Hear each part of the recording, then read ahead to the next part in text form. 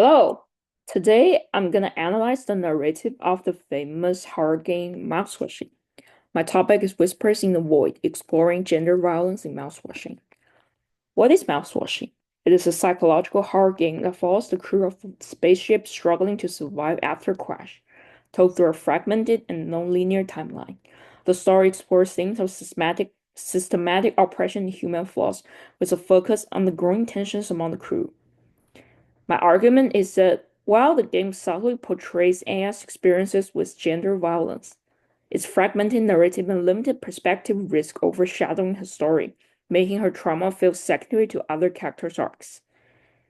So AI is actually a character in the game. She's a kind nurse on the spaceship, but she's sexually abused by Jimmy, including being assaulted and becoming pregnant. With little support from the crew and growing despair, she struggles with her mental health and tragically commits suicide by swallowing too much painkillers. My first key term is representation. Representation is how a game shows characters, themes, or issues which can influence how players understand them.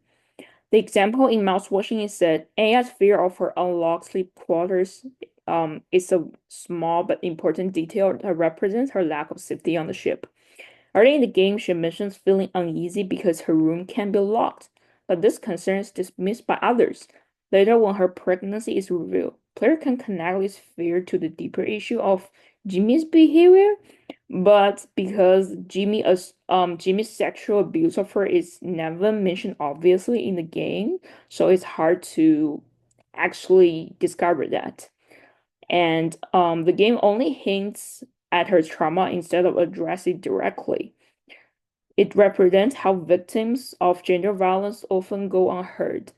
But because the hints are just so subtle, some players might miss the full depths of her experience. This makes her story feel less important compared to others. So, how it connects to the reading? Well, Anya's representation in mouse washing connects to the reading's idea of game as cultural systems. It shows how games can reflect and critique society.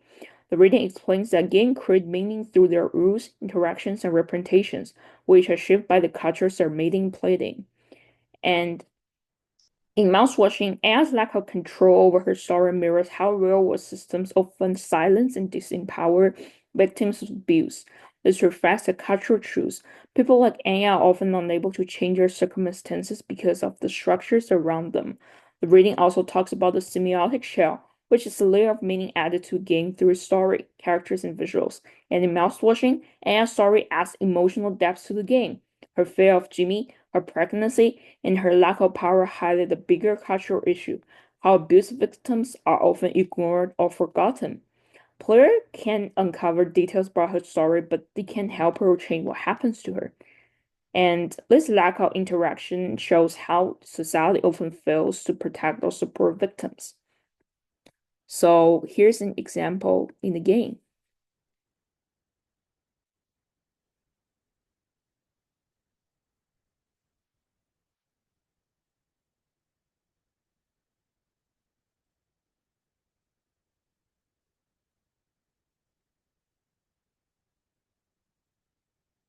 Okay, so here we know that AI is actually conducting a psychological evaluation of Jimmy. But Jimmy didn't take it seriously and claimed that he was sexually excited by cartoon houses. This subtly hints at his sexual assault of Anya, but the connection is just so unclear that it might go unnoticed. I think it could be improved by just providing more explicit context or reactions from Anya to make the underlying issue more clear to players. Because here Anya just looks pretty calm and it doesn't seem like a huge issue. Like she's not mad about it. So. Yeah. Okay. The next term is narrative. Narrative is how stories told, including order of events and how much information is revealed to the audience. The example in mouse watching is that because the game uses a non-linear timeline, jumping back and forth between events before and after the crash. Um, for example, players see Aya's discomfort around Jimmy early on, but her pregnancy and trauma are only revealed much later. And this fragmented storytelling creates mystery and tension, but also makes it harder to players to understand the full impact of what Anya went through. Her story gets scattered around the timeline. across the timeline, which can make it feel less significant compared to the immediate drama surrounding other characters, like Jimmy's mental breakdown, and how it connects to the reading. Well, the nonlinear timeline in Anna's game aligns with Henry Jenkins' idea of embedded narratives, where story elements are scattered across the game space and require players to piece them together. By revealing Anna's pregnancy and trauma later in the game, the fragmented storytelling creates an atmosphere of mystery and tension. However, as Jenkins notes, this approach can risk diminishing the emotional weight of certain stories, like Anya's, when compared to more immediately dramatic arcs. So, if players struggle to connect the scattered narrative elements into a cohesive emotional experience, this will make the emotional impact much weaker. And this is just a timeline of events. So we know like the story is divided into three sections: before the events of the game, on the ship before the crash, and after the crash. And actually the narrative jumps between before the crash and after crash. So the timeline is non-linear, and that's why um like player might have to struggle to connect like the scattered narrative elements. Item 3, interactivity. Interactivity refers to how players interact with the game's world, characters, and narrative, shaping their engagement and understanding of the story. In mouse washing, player interacting with AI story is deliberately minimal, highlighting how systematic issues often leave victims powerless. For example, players can explore the ship and uncover details about Anya's fear of Jimmy or her pregnancy, but these discoveries are passive. Player cannot intervene in her situation, challenge Jimmy, or offer her any form of support. This lack of interactivity mirrors the helplessness that often surrounds victims of systematic violence as their stories unfold without direct agency or impact. Additionally, more interactive moments focus on Jimmy's perspective, such as his attempts to maintain control or confront other characters. This imbalance reinforces his dominance over the narrative and reduces Anna's story to subtext rather than a focal point. While this design choice critiques how abusers often monopolize attention, it also risks leaving players disengaged from Anna's trauma as they're unable to influence or change her fate. And how it connects to reading. In mouse watching, the limited interaction with Anna's story connects to Ian's idea that interactive media can create an illusion of control without really giving players power. Players can explore the ship to learn about Anna's fears, her pregnancy, and her struggles, but they can't take any actions to help her stop Jimmy or change what happens. So, mm, because most interact moments are just focused on Jimmy, um, this this actually could make player feel less connected from Anna's trauma. And this mirrors Anne's idea that interactivity can sometimes reinforce existing power imbalances rather than challenge them, and leaving important voices like Anne's overlooked. So this is another example from the game.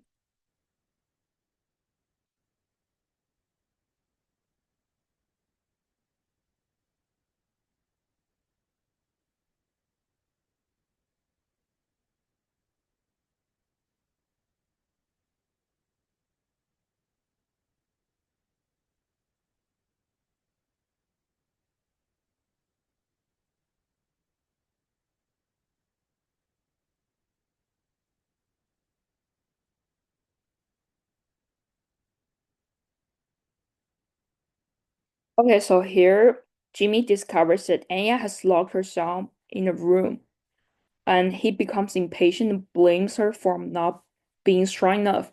And at this point, because we are playing this game from Jimmy's perspective, we cannot realize that AI is actually thinking about suicide or understand the depths of her despair.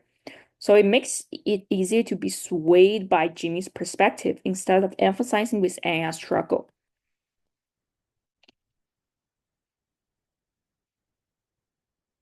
And the last part is the cultural dimension part.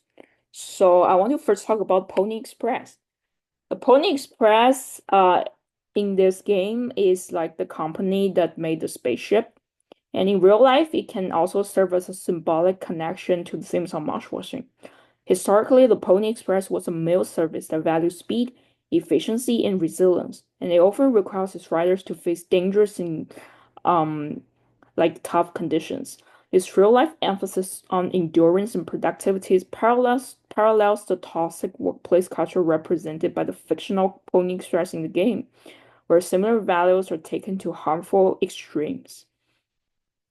And also, you can see like they're like mascots of this little pony in the posters. His name is Paul. He's the corporate Pony Express mascot, and it reflects how like the ideals of the company can become dehumanizing when they ignore the well-being of individuals like Anya. The workplace culture focuses on slogans about teamwork and efficiency, but those are just so hollow inside in light of this systematic neglect and abuse that Anya suffers. And this actually relates to the darker side of the real-life Pony Express history, where human cost was often secondary to meeting demanding goals.